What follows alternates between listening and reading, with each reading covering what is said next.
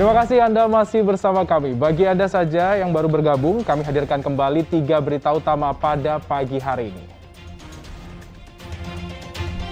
Tebing longsor di Cibadak, Kabupaten Sukabumi. 8 rumah terancam longsor susulan. Petani cabai rawit di Lembang, Bandung Barat gagal panen akibat cuaca buruk dan serangan hama. Virus corona varian Omikron resmi masuk Indonesia. Pemerintah Kota Cimahi justru kembali picu kerumunan akibatkan antrian ratusan warga penerima bantuan pangan non-tunai.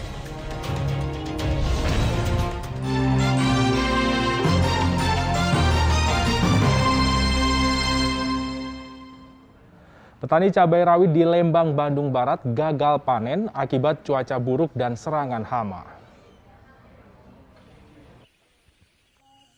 Jelang pergantian tahun di mana harga cabai rawit sedang tinggi-tingginya, para petani di kawasan Desa Sunten Jaya, Kecamatan Lembang, Kabupaten Bandung Barat justru harus gigit jari akibat gagal panen.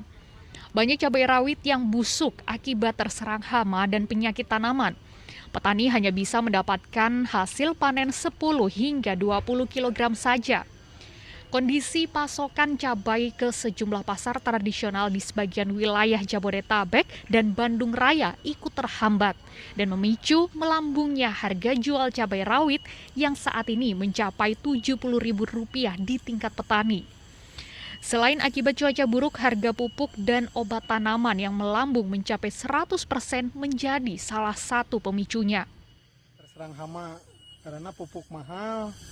Ya hasilnya juga tidak memadai, tidak seimbang. Harga cabai rawit akan semakin tinggi di tingkat konsumen atau pengecer karena jalur distribusi terlalu panjang. Saat ini petani menjual hasil panennya ke pengepul, baru didistribusikan ke agen di pasar induk, lalu ke tingkat penjual hingga pengecer. Muhammad Abbas melaporkan dari Kabupaten Bandung Barat.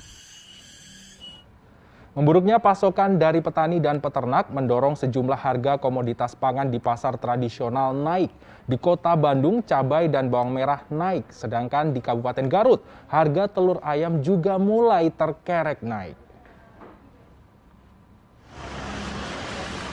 Di Pasar Kosambi, Kota Bandung, cabai merah yang semula Rp60.000 per kilogram naik menjadi Rp90.000 per kilogram. Cabai Tanjung yang semula dijual Rp30.000 kini melejit menjadi Rp60.000 per kilogram. Bawang merah juga ikut naik dari Rp26.000 menjadi Rp30.000 per kilogram. Bawang merah kan biasa jual 26, sekarang 30. Cuma itu yang naiknya. Berarti ini diperkirakan karena apa sih Bu kenaikan ini? Biasanya cuaca hujan, pas hujan mau menjelang tahun baru sama Natal. Konsumen berharap pemerintah dapat mengendalikan harga bahan pangan agar tak semakin mempersulit kondisi ekonomi masyarakat. Karena sebenarnya kebutuhan kayak semacam mie boteng, terusan sosin, bawang putih. Ada kenaikan nggak Kang untuk harga-harga pokok itu sendiri Kang? Kalau ini enggak sih, nggak terlalu. Hanya cuma cabai aja yang terlalu mahal. Terlalu mahal ya. Nah, Kang ada. Tak hanya di Kota Bandung, kenaikan harga sejumlah bahan pangan juga terjadi di Kabupaten Garut. Di Pasar Guntur, kenaikan harga tersebut bahkan mencapai lebih dari 2 kali lipat. Seperti cabai rawit merah yang tadinya hanya berharga Rp30.000, saat ini dijual mencapai Rp75.000 per kilogram. Sedangkan cabai rawit kecil saat ini menembus harga Rp65.000 per kilogram. Selain akibat gagal panen di Jawa Barat, pasokan cabai dari Jawa Timur pun ikut seret terdampak letusan Gunung Semeru. Ya cuman itu aja rawit merah yang namanya Ino itu. Yang ada peningkatan harganya. Cuman daya beli mah kurang. Nah gitu. Masuk ke Apa? Pasokan barang juga berkurang. Iya berkurang, memang berkurang. Biasanya memasak dari mana? Dari daerah Garut, ya Cikajang, Samarang. Pokoknya Kabupaten Garut mau masuk. Selain cabai, harga telur ayam lokal yang sempat jatuh beberapa bulan lalu kini kembali naik. Dari Rp20.000 menjadi Rp26.000 per kilogram. Kan cabai itu sangat menurun dari Jawa. Kebetulan kebanyakan yang masuk cabai itu dari daerah Gunung Semeru. Seperti kita ketahui pada saat ini terjadi bencana. Kalau sekarang ini hanya pasokan lokal aja Pak untuk cabai? Lokal. Kenaikan harga merugikan semua pihak.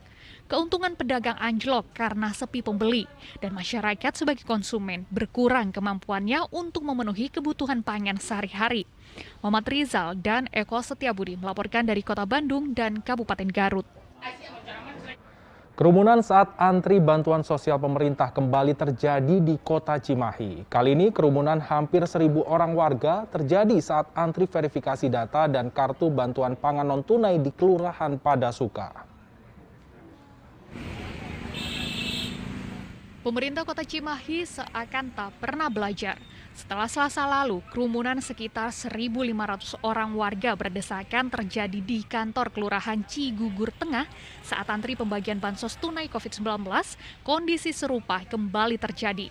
Kali ini lebih dari 800 warga Kelurahan Padasuka Kota Cimahi berdesakan antri mendapatkan bantuan pangan non-tunai BPNT. Warga berdesakan sejak pukul 7 pagi untuk antri berjam-jam menunggu giliran dipanggil petugas. Padahal kerumunan warga berpotensi menjadi sumber penularan penyakit COVID-19. Apalagi setelah virus corona varian Omikron yang sangat mudah menular resmi dinyatakan ditemukan di Indonesia oleh pemerintah pada hari Kamis. Warga penerima bantuan yang sebagian besar dari kalangan ekonomi lemah tak punya pilihan lain.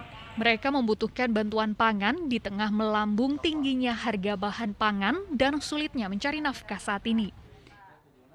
Sembako, jadi bukan uang tunai bukannya? Nilainya berapa Pak? Kurang tahu. Belum tahu. Nanti penukaran sembakonya di mana Pak? Baru dapat. Berapa? Sebelumnya belum pernah Bu? Waktu gubernur sekali. Oh gitu. Pertama, nggak lagi. Sekarang. Ini bantuan apa ini Bu? Sembako ya? Ya, sembako. Oh sembako.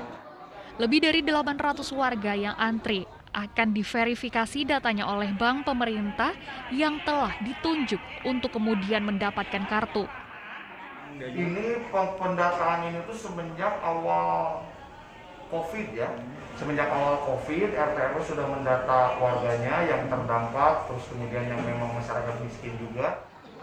Setiap keluarga penerima bantuan pangan non-tunai akan mendapatkan indeks bantuan sebesar Rp200.000 untuk ditukarkan paket sembako seperti beras, daging ayam, telur, dan sayuran. Nantinya warga mencairkan bantuan pangan ini ke agen yang ditunjuk beberapa hari ke depan. Muhammad Abbas melaporkan dari Kota Cimahi. Mengantisipasi virus corona varian Omikron yang sudah masuk ke Indonesia, vaksinasi COVID-19 baik bagi anak maupun warga lanjut usia dilaksanakan di Kota Bandung, Bogor, dan Kabupaten Tasikmalaya.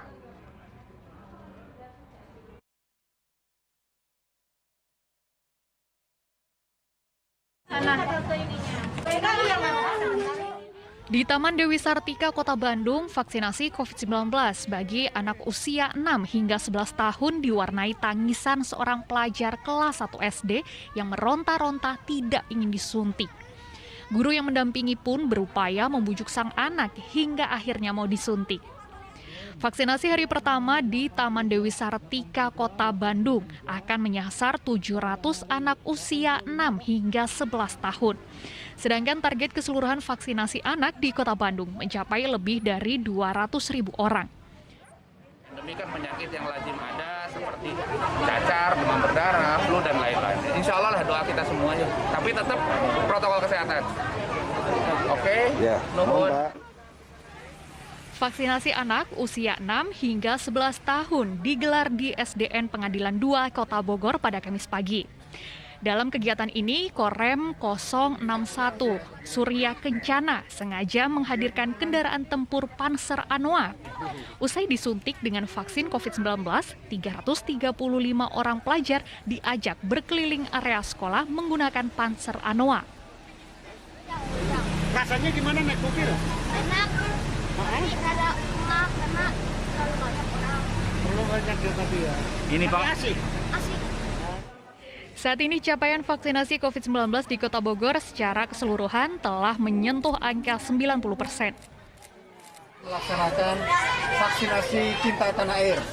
Vaksin ini diperuntukkan bagi anak-anak umur 6-11 tahun di Kota Bogor.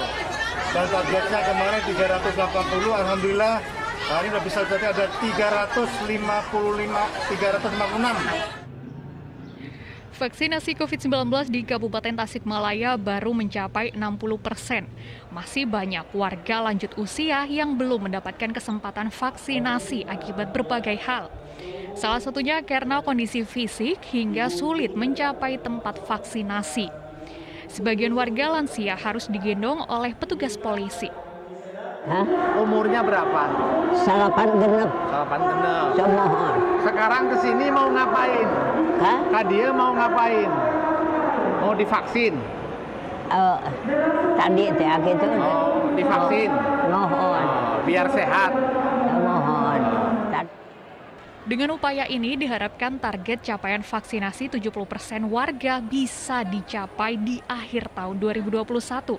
Melihat kondisi seperti terkepuh hati saya, maka saya terpanggillah untuk berbuat yang lebih baik.